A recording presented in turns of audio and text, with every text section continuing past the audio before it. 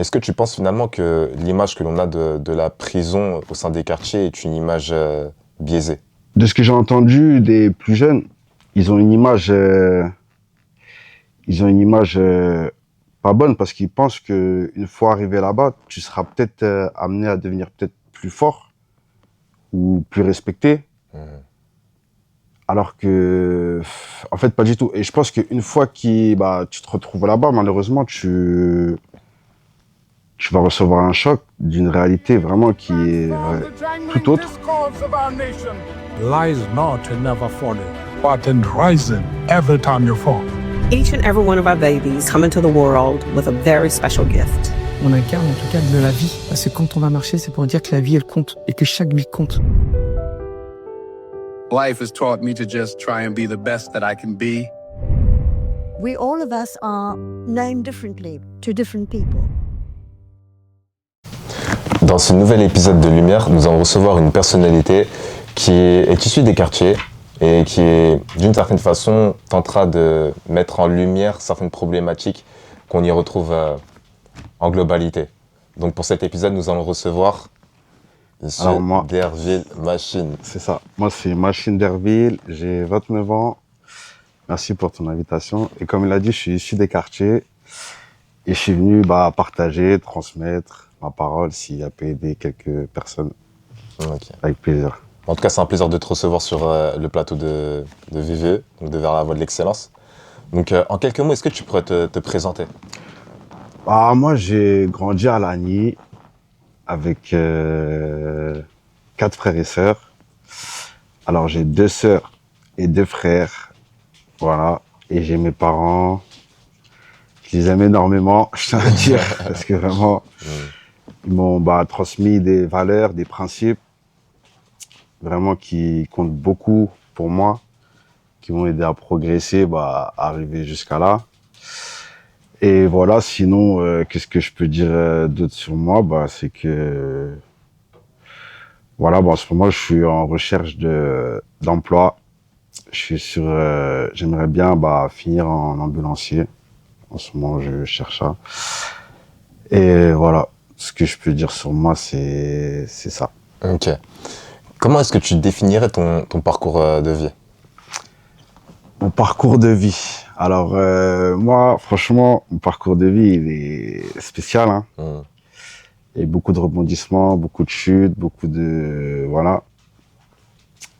Comme un peu tous les jeunes de quartier, j'ai fait des bêtises, hein, voilà. J'ai trafiqué, je me suis beaucoup bagarré aussi étant jeune. J'ai pas fait des belles choses, beaucoup d'embûches, beaucoup aussi de problèmes familiaux. Mais en fait, c'est tous ces problèmes-là, toutes ces chutes qui me renforcent en fait au quotidien, tu vois. Et toutes ces épreuves que je vis et tout, je sais pas, à chaque fois, ça me pousse vers le haut et ça me motive à vouloir faire mieux, tu vois, devenir quelqu'un de meilleur. Et maintenant, voilà, là, je suis sorti de prison il y a pas longtemps. Et j'ai pris conscience de beaucoup de choses avec ce que j'ai vu là-bas. Et maintenant, j'ai envie de vraiment de devenir une autre personne, tu vois. Et voilà, c'est pour ça que justement, je viens sur ce plateau, entendre des histoires de personnes et tout qui ont réussi, ou plus ou moins, ou même pas, ou qui veulent réussir, et ça m'aide beaucoup. Ça va m'aider beaucoup pour la suite. On voit qu'il y a beaucoup de pensées, en fait, qui justifient, on va dire, d'une certaine façon, les paroles de jeunes de quartier, qui sont liées aussi avec, les problématiques liées à la drogue, au RICS, et puis il y a aussi d'autres types de problèmes majeurs. Est-ce que tu penses finalement que l'image que l'on a de la prison au sein des quartiers est une image biaisée? En fait, tout dépend. Tout dépend parce que, en tout cas, de ce que j'ai entendu des plus jeunes, ils ont une image pas bonne parce qu'ils pensent que une fois arrivé là-bas, tu seras peut-être amené à devenir peut-être plus fort ou plus respecté. Alors que, en fait, pas du tout. Et je pense qu'une fois tu te retrouves là-bas, malheureusement, tu vas recevoir un choc d'une réalité vraiment qui est tout autre. Et à mon avis, tu prendras conscience de beaucoup de choses une fois là-bas. Mais vraiment, moi, en tout cas, des plus jeunes maintenant, vraiment les plus jeunes, je trouve qu'ils ont une meilleure manière de réfléchir un peu parce qu'ils trouvent pas forcément que c'est une bonne chose d'arriver là-bas. Ils préfèrent le chemin des études. Pas tous, hein. Je fais pas une généralité, mais ils vont préférer maintenant suivre le banc de l'école un peu plus. Bon, après, ça dépend, c'est mitigé. Mais si vraiment je veux rentrer dans le profond, vraiment, moi, je suis très fier des petits jeunes, surtout quand je vois mon petit frère qui arrive à faire vraiment ce lien entre tout ce qui est dehors et tout ce qui est à l'école et tout. Et je prends plaisir avec ces petits jeunes et tout. Mais c'est vrai qu'aussi, voilà, il y a tout le reste, il y a les fréquentations, il y a tout ça qui joue, qui vient jouer en fait dans ta vie. Et oui, ça peut t'amener à vouloir faire des bêtises, à vouloir faire comme les autres.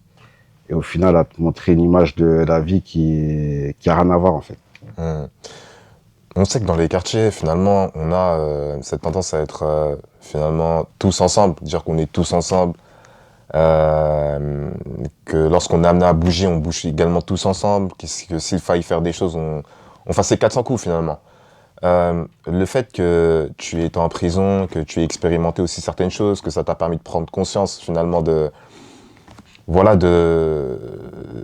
la réalité de ta personne, est-ce que ça a redéfini d'une certaine façon aussi ta perception de l'amitié? Moi, ouais. Franchement, ouais. Il faut faire une grosse différence entre l'amitié et la fraternité. Okay. Parce que vraiment, je pense que déjà à la base, on est tous des frères. Si on peut partir de ce principe-là, on est tous des frères. Donc maintenant, un ami, voilà, si tu le prends comme un ami, il va falloir que tu mettes, certaines, je pense, distances ou je sais pas, ou quelques barrières, ou pas forcément, tu vois. Mais moi, vraiment, je préfère partir du principe que, voilà, on est tous des frères. Donc, oui, voilà, on va marcher ensemble, on va faire les 400 coups, tout ça, on va faire notre truc. Mais il y a, comme j'aime bien dire, des fois, la foi, on va dire, des fois, elle est personnelle. La foi, elle est personnelle. Donc, toi, ce que tu vas faire dans ta vie ou la manière dont tu vas te comporter, faudrait pas qu'elle déteigne sur moi. Donc, je vais mettre quand même quelques protections, tu vois, entre toi et moi. Mais on est ensemble, tu vois. On est ensemble. T'es quand même mon frère, y a pas de souci. On va faire pas les 400 coups, mais on va faire des choses ensemble, y a pas de souci, on est ensemble. Voilà. Mais je vais quand même laisser cette barrière entre toi et moi où je vais me dire que, toi, t'as ta vie et moi, j'ai la mienne. Et si je veux que la mienne, elle évolue, va falloir que je mette un frein avec toi si toi, t'es pas prêt à évoluer avec moi, on va dire.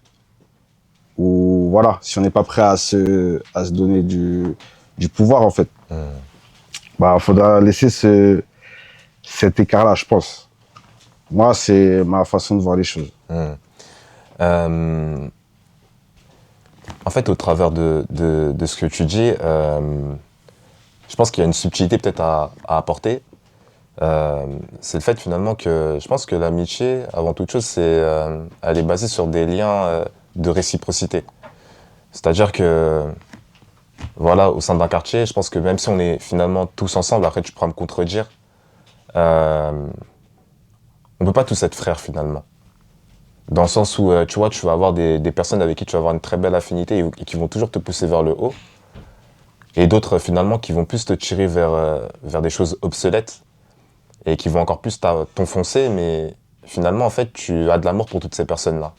Et je pense qu'arrivé à un certain âge, il faut être en mesure de pouvoir se dire que même si on grandit tous dans un même environnement, même si c'est la galère pour tous, même si on s'assoit tous finalement sur la place avec notre chaise Quechua sur, sur le devant de la scène, entre guillemets, tu vois, il y a avant tout, tu vois, l'humain et celui qui va te permettre d'avancer.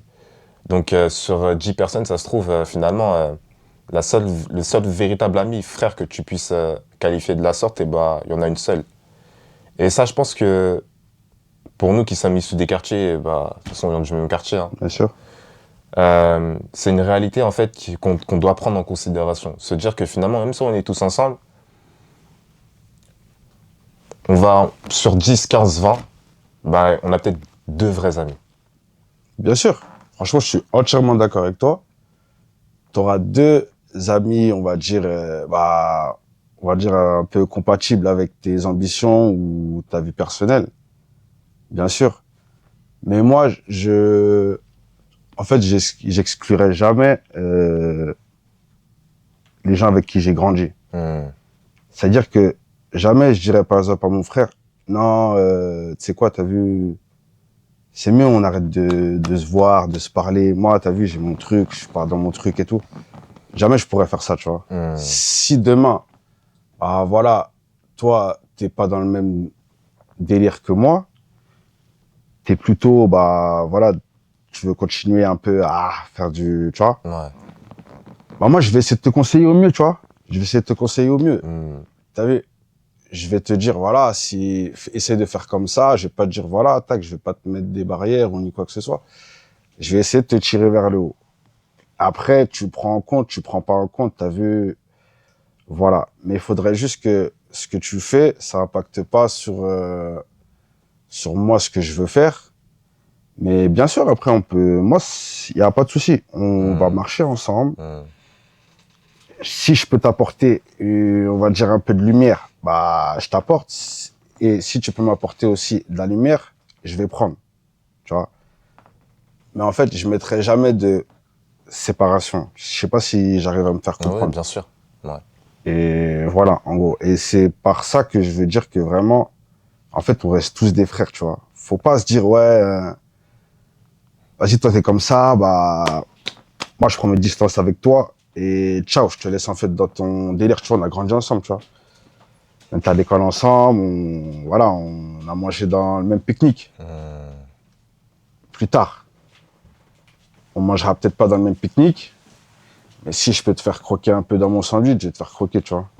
Et si tu peux me faire croquer, je prendrai aussi avec plaisir. Tu vois. C'est intéressant ce que tu dis et je partage cette vision finalement de pouvoir être une main tendue, peu importe ce qui se passe. Moi, je prends mon exemple. Mon exemple est finalement tout mon ressenti par rapport du coup à cette problématique-là. C'est que moi, tu as vu, du coup, on vient du même quartier, mais je me suis jamais vraiment senti à ma place. Tu as vu, honnêtement. Je me suis jamais vraiment senti à ma place. En vrai, on avait un contexte de vie aussi difficile, où on avait j'avais des parents qui nous disaient littéralement de laisser miroiter une illusion à l'extérieur, où on avait bonne mine, de façon à ce que les vraies problématiques qui étaient chez nous, finalement, ne soient pas vues et perceptibles des autres. Et donc, je pense que, en fait, moi, je le pense même pas, mais ça a été dur dans le sens où j'ai eu beaucoup de moqueries. On a été très souvent moqués. Peut-être parce qu'on n'avait pas les dernières paires qui venaient de sortir, qu'on mentait aussi beaucoup par rapport du coup à notre histoire, à notre vécu pour finalement nous protéger. Parce que j'ai dû faire aussi des choses que personne ne sait au quartier, finalement aussi d'une certaine façon pour aider au mieux du coup ma mère quand mon père est parti. Et t'as vu quand je te disais tout à l'heure que finalement on se retrouve dans un quartier, on est tous ensemble, etc. Moi j'ai eu deux personnes qui m'ont vraiment soutenu, dans le fait de poursuivre dans mes études aussi, de pas lâcher, parce que c'est vrai que c'est une chose sur laquelle je me suis jamais livré, là je le dis devant toi, à plusieurs reprises j'ai pensé aussi à arrêter mes études. À arrêter mes études, parce que finalement en fait j'avais une réalité dans laquelle je vivais et où j'avais besoin d'avoir de l'argent impérativement. Je dis pas que j'allais vendre de la drogue ou quoi, mais j'avais cet impératif là et c'était un besoin dont avait finalement besoin ma mère pour répondre à mieux à ses problématiques aussi. Et tu vois, je me suis retrouvé seul, finalement. Je me suis retrouvé seul et je me suis détaché petit à petit du quartier. Et ça s'est fait progressivement tout au long de mes études jusqu'à que finalement je déserte totalement et que mon nom soit totalement oublié, qu'on parle plus de moi ou que si on entend parler de moi, ce soit de l'extérieur ou à travers ce que je fais. Mais j'ai toujours eu à cœur, parce que j'avais beaucoup de rancœur aussi, beaucoup de rancœur envers beaucoup de personnes du quartier. Mais avec le temps, je me suis pardonné à moi-même et indirectement, je les ai pardonnés, sans pour autant leur dire face à face, parce que j'ai médité beaucoup de choses mauvaises aussi sur ces personnes-là. Et je me suis dit qu'au travers de mon vécu, de mon histoire et finalement du fait que je vois les études comme étant une porte de sortie, parce que ma mère elle m'a dit une phrase, c'est tu sais, là la famille elle est au plus bas, elle est à terre, mais la famille elle va se relever au travers de toi et de tes frères. Donc les études rigolent pas avec. Et moi tu vois ça a été un élément déclencheur et c'est paradoxal au sein d'un quartier où on va dire, on va voir en fait celui qui va à l'école comme étant la personne qui, voilà c'est un bolos, entre guillemets, tu vois, vas-y laissez-le faire ses trucs, etc. Et moi non en fait j'ai décidé de faire au mieux parce que j'avais pas le choix. J'avais pas le choix et les études finalement pour moi ça a été une porte de sortie au travers desquelles aussi finalement j'ai pris conscience en fait du fait de revenir dans le quartier, non pas en traînant à nouveau, mais là en fait en pouvant proposer des alternatives du coup aux personnes avec qui j'ai grandi et les aider au mieux pour sortir de leur galère. Donc aujourd'hui moi c'est ma mission, même au travers de ce que j'ai pu faire, hein, que ce soit cette émission-là, là il y a une émission football dans laquelle j'assume entièrement les coûts de cette productivité-là et où en fait j'ai envie de donner du coup l'opportunité et la chance du coup à des frères aussi à moi qui littéralement peuvent vivre de leur passion parce qu'aujourd'hui on sait que voilà une émission ça génère.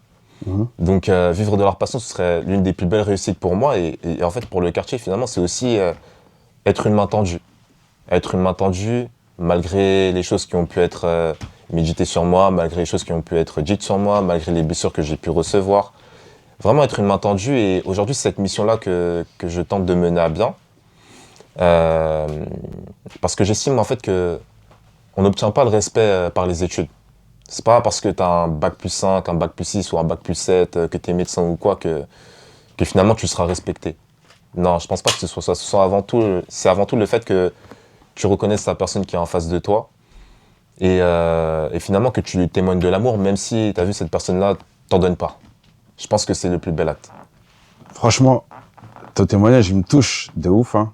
Il me touche vraiment de ouf ton témoignage parce que, en fait, tu as réussi déjà à combattre en fait ta haine, cette haine peut-être qui s'est créée en toi, ce mal-être comme tu as dit, hein, des moqueries, du regard des gens ou ces trucs-là parce que tu es dans un quartier et voilà.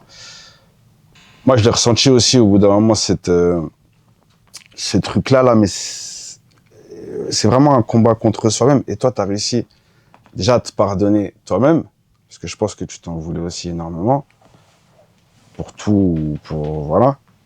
Tu as réussi à te pardonner toi, et le fait que tu t'es pardonné toi-même, tu as pardonné aussi ton frère. Parce que ça reste tes frères, tu vois. Ça reste tes frères et t'as réussi à les pardonner. Franchement, ça a dû être une grosse épreuve pour toi. Je te félicite déjà vraiment pour ça et de réussir à en parler comme ça. C'est incroyable. Et ouais, c'est vrai que, nous, nos parents, ils nous ont éduqués, d'une certaine manière. Un peu à protéger notre image. En fait à faire voir une autre personne peut-être de nous, en fait, qu'on n'est pas du tout. Et nous, on doit le reproduire en fait dehors, dans les quartiers ou à l'école ou et en fait, on se sent peut-être pas à notre place dans ces endroits-là. Ouais, c'est vrai. Bien sûr, après, c'est chacun son chemin, hein. Voilà, et je pense que ces choses-là, il y en a énormément de gens qui le ressentent, mais qui vont peut-être pas passer le cap. Toi, je sais pas comment t'as fait pour te dire, bah, t'as eu le déclic aussi par ta maman. Bah, c'est énorme. Franchement, c'est énorme la parole que t'as donnée. Et voilà, toi, ça a été ta porte de sortie grâce à ça. Et c'est vrai qu'il y en a beaucoup, ils n'arrivent pas forcément à trouver cette porte de sortie. Et que toi, bah, au final, ça t'est arrivé et que tu veux revenir, en fait, dans les quartiers pour proposer une porte de sortie aux frères. Franchement, je trouve ça énorme. Et je t'encourage. Moi, si je peux aider dans quoi que ce soit, franchement, avec grand plaisir, tu m'appelles, hein, de toute façon, comme on est branché. Et voilà, franchement, ton témoignage, il m'a vraiment touché. Et quelle est la chose qui, finalement, est nuit au plus dans les quartiers? Dans les quartiers, c'est vraiment l'influence, l'effet de groupe. L'effet de groupe, ça joue énormément dans le cœur des gens. Et bah après, c'est aussi une image qu'on veut se donner, qui n'est pas forcément la nôtre. On n'a tous pas été éduqués comme ça, à vouloir faire des choses qui nous ressemblent même pas. Même nos parents, ils nous ont jamais montré ça, des trucs. En fait, on apprend tout ça dehors, en fait. C'est le quotidien de la vie. Peut-être qu'on va voir des trucs à la télé, qu'on voudra reproduire dehors. En fait, ouais, ça va avec aussi la société, ce qu'ils nous transmettent partout. Et c'est bien que, au final, il y a des gens comme toi qui arrivent à encore venir dans les quartiers, enfin, vouloir revenir et sensibiliser les plus jeunes pour qu'ils grandissent dans de meilleures conditions. Franchement, tu vas être une lumière, hein. Tu vas vraiment être une lumière pour tous les petits jeunes. En plus, chez nous, tu as vu comment, il n'y a pas grand chose, en fait, pour qu'on puisse s'épanouir, tu vois, dans les quartiers. Et que tu viennes et tout pour vraiment sensibiliser les plus jeunes, ça va être énorme. Mais ouais, voilà. Aussi, si nous, les plus vieux, on pouvait transmettre aussi un meilleur message, donner un meilleur exemple aux plus jeunes, franchement, ce serait vraiment le top. Parce que, ouais, c'est vrai que, des fois, tout ce qui se passe dehors, c'est dur à entendre. Et même nous qui avons des petits frères, etc., c'est compliqué de se dire que son petit frère, on peut le voir dans des rixes ou bien en bas du bâtiment en train de faire des trucs, c'est dur. Donc franchement, j'encourage tous les plus grands, les plus vieux du quartier à donner une bonne image et donner un bon exemple en fait pour nos petits frères. Là, tu as parlé justement de l'image et finalement parce qu'on a vu que c'est quelque chose de croissant en fait. Dans les quartiers aujourd'hui, on voit qu'il y a les petits frères, même des petites sœurs aussi, hein, mais des petits frères finalement qui font des choses qui finalement les plus anciens ne faisaient pas au même âge. Est-ce que tu penses que finalement ces plus anciens-là, ils sont pour quelque chose au travers de leur vécu dans le quartier? Bien sûr, bien sûr. Bien sûr, il y a des...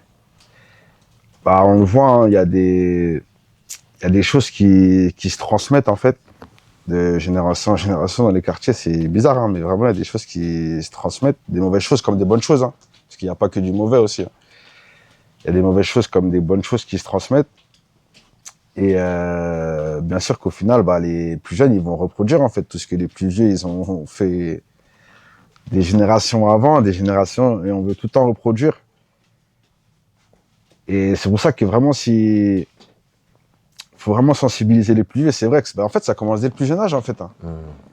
Si tu donnes l'exemple aux plus jeunes, vraiment, de quoi c'est le quartier, que faut être solidaire, que voilà, faut pas envier l'autre, faut pas cracher sur l'autre, faut essayer de se monter vers le haut, en fait, du mieux possible.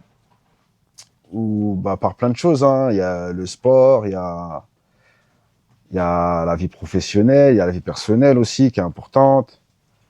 Et en fait, si on arrive quand même à se transmettre des bonnes paroles, déjà, parce qu'une parole, c'est très puissant, et rien que se transmettre des bonnes paroles, ça pourrait vraiment aider, tous les plus jeunes, en fait, et dès le plus jeune âge. Et franchement, c'est l'essentiel. Moi, j'invite tous les plus vieux à parler. À parler, ouais. Comment est-ce que tu te vois dans ton avenir? Alors ça, c'est une bonne question, franchement.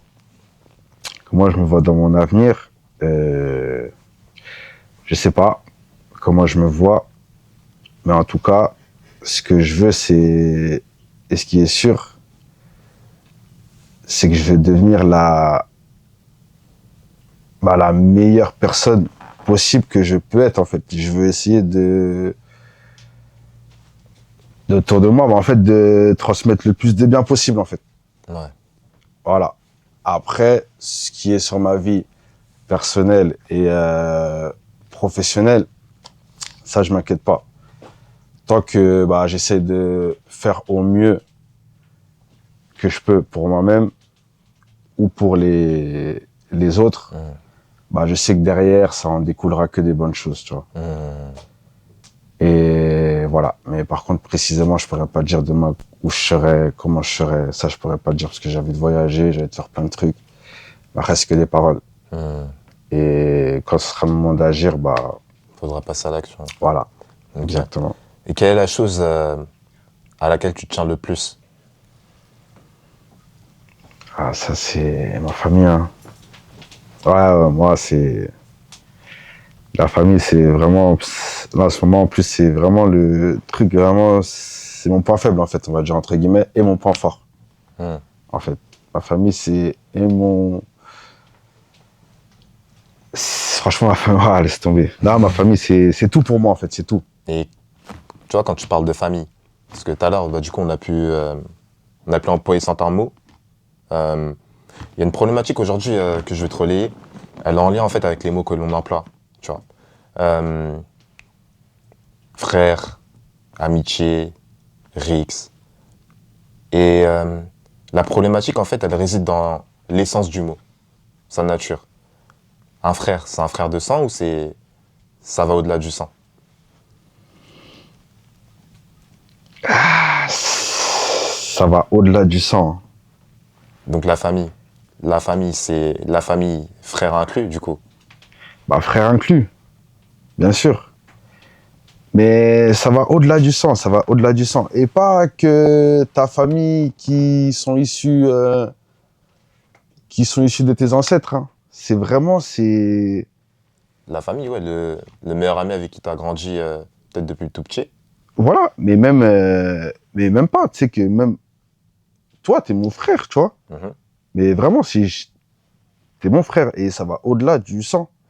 Comme, tu vois, n'importe qui, vraiment, on est tous des frères à la base, mais vraiment. Et moi, vraiment, depuis que j'ai mis ça dans ma vie, franchement, il y a des choses qui sont beaucoup plus simples. Ouais, il y a des choses qui sont beaucoup plus simples au niveau de la famille, parce que tu sais que tout ce qui se passe dans la famille, c'est très compliqué. Tu sais, la famille, tout ce qui se passe dedans, c'est beaucoup beaucoup d'émotions, beaucoup de guerres, d'affronts, beaucoup de, tu vois. Et si déjà tu arrives à te détacher de ça et te dire que ton frère de sang, c'est ton frère aussi qui n'a pas le même sang que toi, et c'est pareil en fait les deux. Littéralement. Franchement, Ouais, littéralement. Franchement, tu vas réussir à comprendre beaucoup de choses et ça va te faciliter beaucoup. Plus en tout cas, pour moi. C'est intéressant. Et as-tu des regrets vis-à-vis de ton parcours et plus particulièrement de tes parents qui, comme tu l'as dit, t'ont transmis de vraies valeurs. Et finalement, tu as vu, tu as eu aussi un parcours assez atypique où tu es allé en prison, tu es ressorti. Et aujourd'hui, tu fais en sorte de te rechercher, de te trouver. Donc, as-tu du regret vis-à-vis de ce que tu as posé et peut-être même d'avoir ce sentiment d'avoir déçu la famille? Bah, en tout cas, pour ma part, hein, parce que vraiment, je parle vraiment pour ma part, moi, j'ai zéro regret de ce que mes parents m'ont transmis, zéro regret de tout ce qui a pu m'arriver dans ma vie, de bien ou de mauvais. Parce qu'en fait, déjà, tout ce qui t'arrive de mal dans ta vie, il y aura forcément un bien derrière. Tout, n'importe quoi, hein. Tout ce qui peut t'arriver, il y aura forcément un bien derrière et qui te rendra plus fort. Et en fait, ce qui te rend plus fort, ça te permet d'avancer et tu pourras traverser en fait toutes les autres épreuves petit à petit. Tu pourras surmonter, c'est une échelle en fait. Tu monteras à chaque fois, des fois tu vas un peu redescendre, mais tu remonteras forcément. Et bah tout ça en fait, ça m'a nourri et grâce aux paroles de mes parents, de mon père, de ma mère, parce que après il y a pas que les paroles aussi. Tu connais, nous on s'est fait frapper aussi, tu vois. On s'est fait beaucoup plus jeune quand on faisait des bêtises et tout. Et tout ça en fait, ça te forge à garder une identité que tu ramènes en fait partout, que ce soit dehors, dans la jungle, que ce soit à l'école, que ce soit au sport. En fait, cette discipline qu'on t'a donnée déjà des petits, bah, tu vas la garder en fait, forcément. Le bien et le mauvais, hein, les deux. Tu vas la garder, tu vas grandir avec. Et toutes ces paroles qu'on t'a données, tous ces trucs, elles resteront marquées en fait dans ton cœur. Et tu pourras traverser en fait tu pourras traverser toutes les tempêtes en fait. Grâce aux paroles de tes parents. Et c'est pour ça que, ouais, souvent je parle avec ma mère et je lui dis franchement,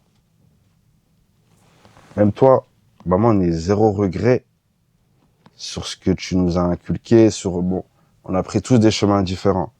On a tous fait des erreurs, plus ou moins. Mais il faut qu'ils aient vraiment zéro regret parce que comme tu as dit, c'est nous, on fait nos propres choix dans nos vies. Mais ces choix-là, justement, qu'on va faire, ils sont pas en vain, justement, tu vois. Ça va nous faire grandir forcément, quoi qu'il arrive, en fait. Et c'est comme ça qu'en fait, bah, tu développes, en fait, ta conscience, elle se développe. Il y a plein de trucs qui se développent en toi. Et tu grandis avec, en fait. C'est pour ça que même arrivé dehors, t'auras pas de soucis, en fait. Tu seras pas livré à toi-même parce que t'auras toujours, en fait, ces trucs-là. Tu vis avec tout le temps. Tout ce qu'on t'a appris. Parce que ça reste. Et tu vis avec.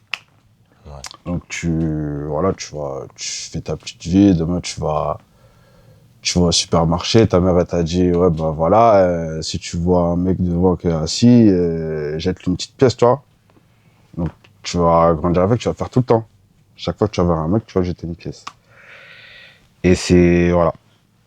Ces trucs-là qui fait que, franchement, je remercierai toujours mes parents, mon père, ma mère, et voilà, non, zéro regret. Moi, en tout cas, j'ai vraiment zéro regret par rapport à ça. Et ça, maintenant, bah, on a des petits frères aussi. Hein. On a des petits frères qui nous regardent, comme je l'ai dit tout à l'heure.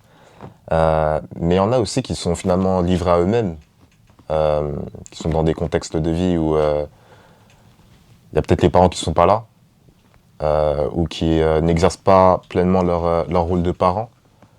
Penses-tu que ça a une influence finalement sur ce qu'ils sont amenés à poser comme mauvaises actions au sein des quartiers? Pas forcément, non. Ok. Non, pas forcément. Parce que moi, si je prends le cas de moi, en ce qui concerne moi, non, rien à voir. Parce que mon petit frère, franchement, il a... Bah, on va dire, c'est le petit chouchou, c'est le petit dernier. Et il a assuré, franchement, il a assuré la lignée. Je ne mens pas quand j'entends ma mère parler de lui.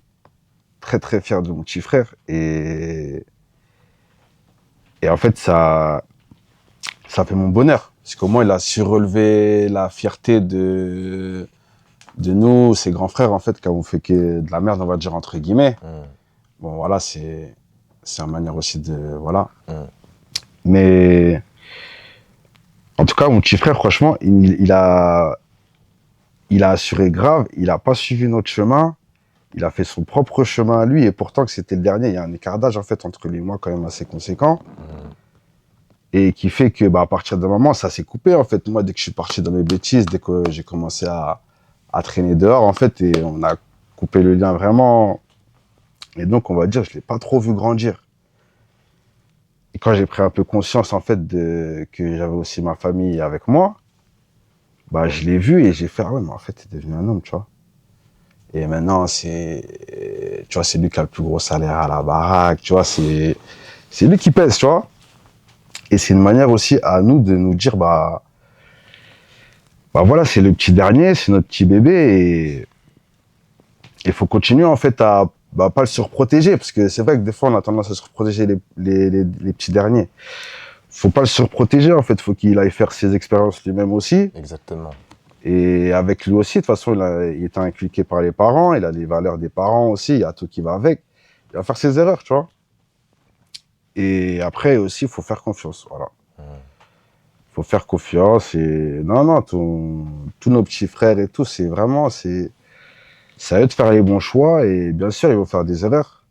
Mais ces erreurs-là, on les a faites aussi.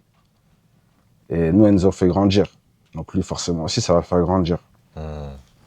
Donc faut pas avoir peur de les laisser. Fais ta vie, hein, t'as vu.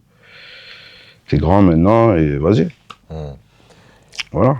Est-ce que tu as un message à faire passer, du coup, au petit frère pour conclure notre échange? Bien sûr. Tous les petits frères, franchement, faut qu'ils gardent la force de persister parce que c'est vrai que là, dans le monde où on vit, c'est chaud. Franchement, surtout eux, leur génération là. Moi, à leur âge, je sais pas comment j'aurais fait par rapport à tout ce qu'ils voient et tout ce qu'on voit là aujourd'hui. Je sais pas, nous, comment... Franchement, moi, j'aurais vrillé à leur place. Et ils arrivent à quand même rester solides, à rester sur les bancs de l'école, à profiter de la vie, à manger un peu la vie, on va dire, entre guillemets. Et franchement, c'est très remarquable. Il faut qu'ils continuent vraiment comme ça. Hein. Pour ceux qui arrivent quand même à tenir une bonne ligne de conduite, on va dire. Et ceux un peu moins, faut qu'ils persistent, qu'ils lâchent pas. Que ce soit tout, que ce soit loisir, que ce soit professionnel, que ce soit personnel. Faut pas lâcher. Toujours garder la motivation. Toujours garder la force. Écouter aussi... beaucoup d'écoute, faut vraiment écouter parce que les petits jeunes ils écoutent plus. Faut beaucoup écouter, même pas ce que les plus vieux disent, hein, tout le monde, parce que tu peux même apprendre d'un plus petit que toi. C'est vrai. Donc, faut écouter. Toutes les paroles elles sont bonnes à prendre.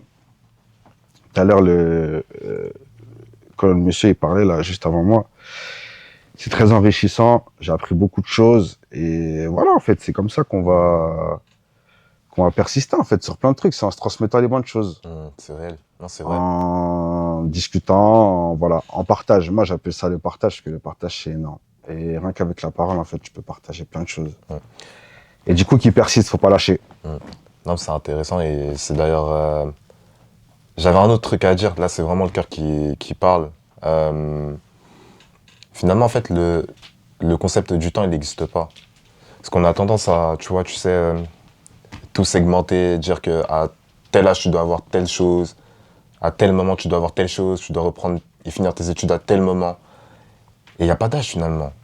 Tu vois, il n'y a pas d'âge pour se relancer, pour finalement tendre vers ce que l'on est réellement.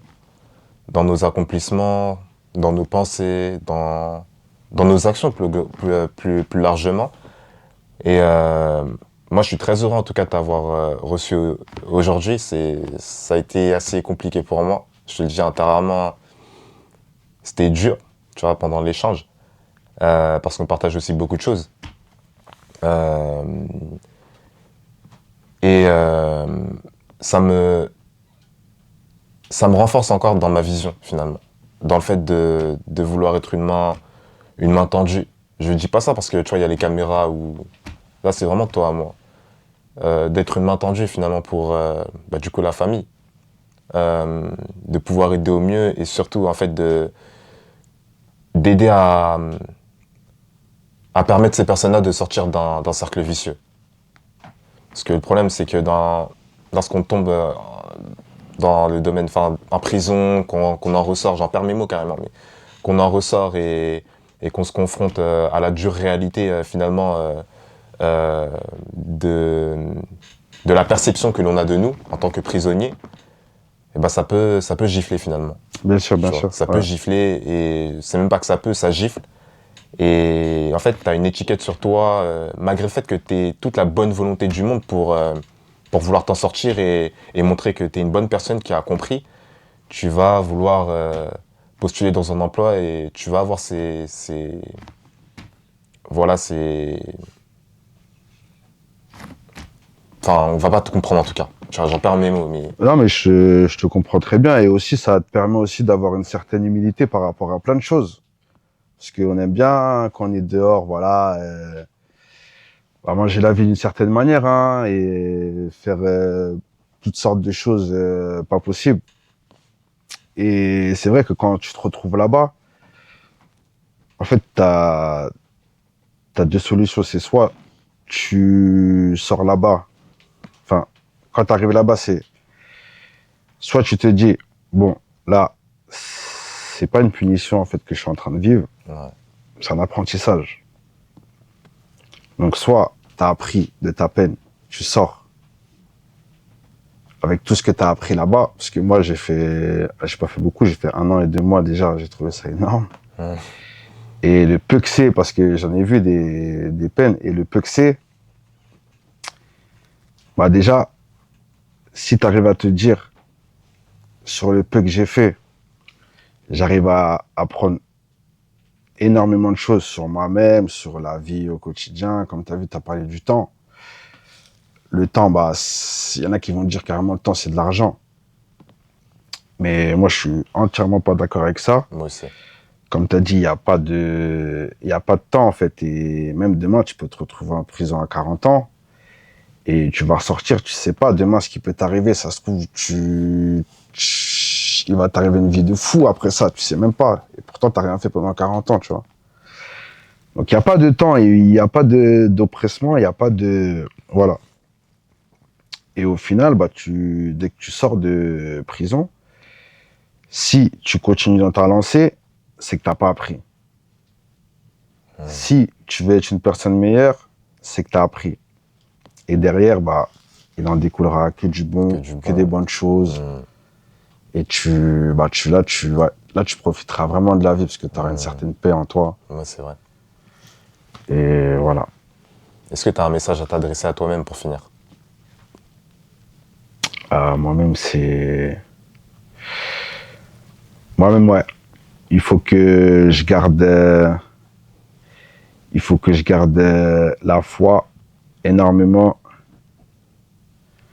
et que je me concentre aussi je me concentre plus sur moi-même, ouais. Que je me consacre plus de temps et plus de... En fait, il faut que je me motive plus. Voilà, il faudrait que je me motive plus à vouloir faire des choses, en fait. Et pas hésiter. Pas hésiter, parce que l'hésitation aussi, c'est un frein sur beaucoup de choses. Et ouais, faut que j'hésite moins et moins de doutes aussi. C'est pas clair. facile, après. Tout passe par la tête. Mais en vrai, quand on a à cœur de vouloir faire les choses et qu'on se découvre au fur et à mesure du temps, en réalité, on comprend que l'hésitation, le doute, en tout cas sur cet aspect-là, c'est des pièges finalement sur notre avancée. Et il faut passer au-dessus. Il faut se dire que on peut tout faire, on peut tout accomplir finalement, tu vois. Fort. Au-delà de penser au temps. Donc voilà, mais en tout cas, ça a été un échange assez spécial pour moi, comme je te l'ai dit tout à l'heure, et je suis vraiment très, très, très reconnaissant de t'avoir reçu aujourd'hui. Parce que finalement, tu vois, faire des choses comme ça, même dans les quartiers aujourd'hui, t'as vu, ça peut être vu comme rabaissant, tu vois. Mais t'as fait ce geste-là de pouvoir venir et de pouvoir partager ton témoignage, de pouvoir sensibiliser aussi au travers de tes paroles. Et moi, ça me touche du fond du cœur. Pareillement, j'espère que ça va profiter à beaucoup, ou pas, peu importe, ou à pas beaucoup, à une personne. Tant qu'il y a 2, 3, 4 personnes qui... Ce serait le top, et voilà, moi je t'encourage à continuer notre lancée. Grosse force à vous les gars, et au plaisir. c'est partagé. C'était VVE. Life has taught me to just try and be the best that I can be. We all of us are known differently to different people.